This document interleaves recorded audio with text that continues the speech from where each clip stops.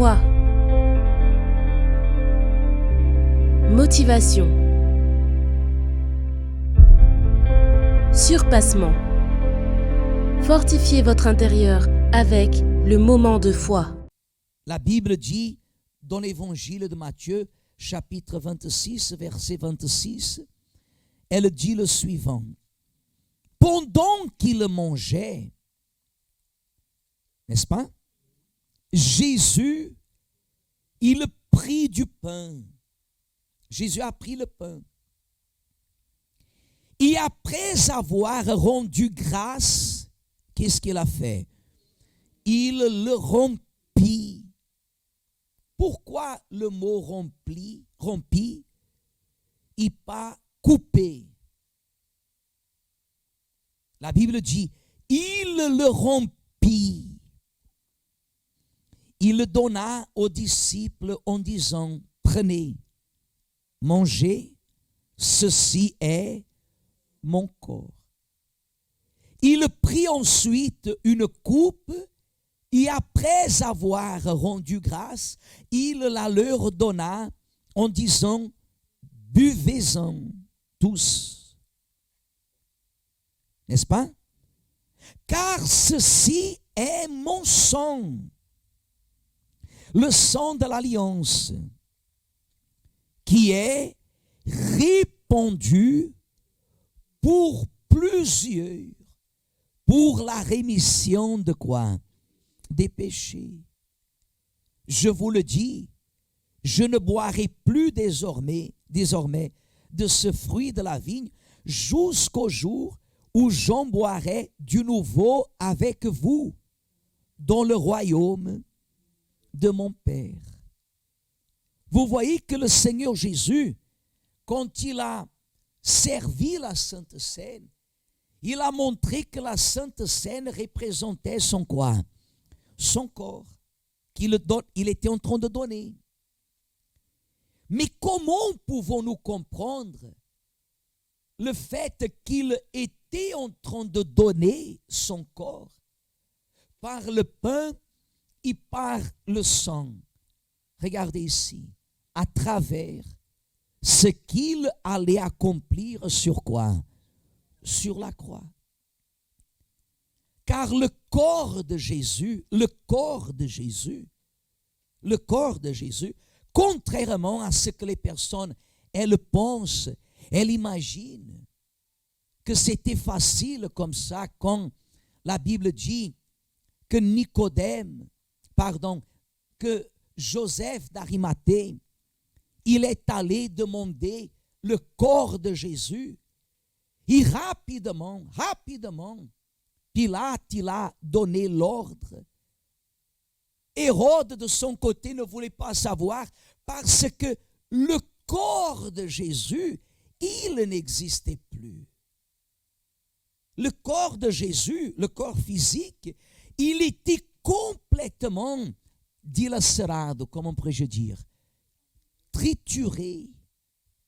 Les fouets que Jésus avait reçus, les coups de fouet qu'il avait reçus, avaient enlevé, nous pouvons considérer, la peau du corps de Jésus. Le corps de Jésus, physiquement parlant, il ne servait à rien. Il ne servait à rien.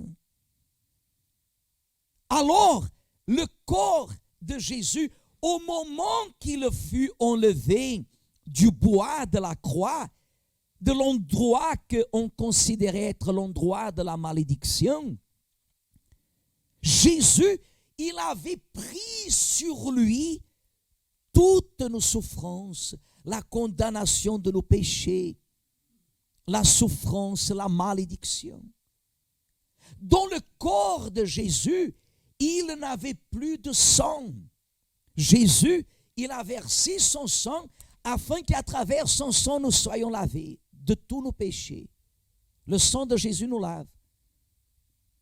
Mais la personne, des fois, de nos jours, elle n'est pas capable de se libérer de son orgueil, de sa vanité, de son arrogance. L'homme voit une femme, il tombe dans le péché. La femme, elle vit sans être aimée, un homme s'approche d'elle, elle tombe dans le péché. Où est la résistance? Elle ne voit pas qu'à ce moment-là, elle est en train de négliger, elle est en train de refuser d'aimer à qui? À Dieu. Quand on participe de la Sainte Seine, nous sommes en train de dire comme ça, Seigneur, de la même façon que tu t'es donné pour moi, moi je me donnerai à toi. Si vous lisez au chapitre 36 maintenant, si vous sautez vers le verset 36, chapitre 26, verset 36, Matthieu 26, 36, là où on était, au verset 36. Là-dessus, c'est bien ça, Jésus alla avec eux dans un lieu appelé Gethsémani. Et il dit aux disciples, asseyez-vous ici pendant que je m'éloignerai pour prier. Il prit avec lui Pierre et les deux fils de Zébédée. Et il commença, dit la Bible, et il commença, lisez, à éprouver de la tristesse et des angoisses. Il leur dit alors, lisez, mon âme est triste jusqu'à la mort. Restez ici et veillez avec moi. Verset 39. Puis, ayant fait quelques pas en avant, il se jeta sur sa face et pria ainsi, mon Père, s'il est possible que cette coupe s'éloigne de moi, toutefois, non pas ce que je veux, mais ce que tu veux. Si possible, Jésus a dit, s'il est possible que cette coupe s'éloigne de qui?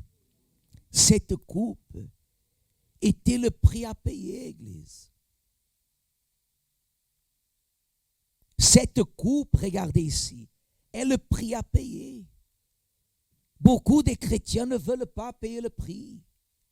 Ils veulent boire le sang de Jésus, être pardonnés pour entrer dans le royaume céleste, avoir leur âme sauvée. Mais beaucoup sont ceux qui ne veulent pas boire de cette coupe. Vous voyez que la Bible dit, Jésus il a dit comme ça, mon âme est triste jusqu'à quoi? À la mort. Quand est-ce que l'âme d'une personne est triste jusqu'à la mort? Quand est-ce qu'une personne, elle ressent de la tristesse jusqu'à la mort? Jésus l'a senti. Quand elle est devant une situation qu'elle constate une perte, regardez. Quand la personne, elle va à l'autel et elle sacrifie sa vie, elle ne résiste pas. Elle ne peut pas aller avec la douleur du sacrifice, mais elle ne peut pas aller en disant, en ayant au-dedans d'elle, ah, si je pouvais enlever ma vie, non. Ou elle donne, ou elle ne donne pas. Si quelqu'un vous donne quelque chose, mais vous remarquez qu'elle est en train de vous donner presque en vous le redemandant, est-ce que vous allez accepter? Non. C'est ça que Dieu veut voir en nous. C'est ça que Dieu veut constater en nous. Le fait de lui offrir notre vie, de lui sacrifier. Alors, à partir du moment que vous remettez votre vie à Dieu et que vous sacrifiez votre vie, Seigneur, que ta volonté soit ma volonté, que ma volonté soit l'accomplissement de ta volonté. Dieu, il fait demeure en vous. Amen. Ce n'est pas une théorie. C'est la présence de Dieu, la plénitude de Dieu qui demeure en chacun de nous. Amen.